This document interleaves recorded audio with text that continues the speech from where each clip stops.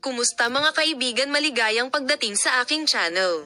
Narito kami na may isang bagong tatak na video sa mundo ng Engen at Curek, na sumigaw sa mundo. Sa partikular, ang mga kamanghamanghang mga salita ng kamanghamanghang mga pahayag ni Berensot ay ang huling pagbagsak ng pasensya ng sikat na manlalaro. Si Engen at Curek, na ginasto na manahimik, ay hindi makatiis sa pagpapagaan at ang mga implikasyon at gumawa ng isang pahayag na halos nawasak ang agenda. Si Engen at Curek ay ayon sa impormasyong nakuha mula sa malapit na bilog ng manlalaro sa mga nakaraang araw ay napakalungkot dahil sa mga paratang. Gayunpaman, lalo na ang mga komento ni Umursela Contagba-Buyek Usten tungkol sa isang bata na si Engen at Cureki. Si Beren Tagban muli pagkatapos umalis sa Engen at Cureken na sinasabing nanatiling tahimik. At ito ay inaasahan.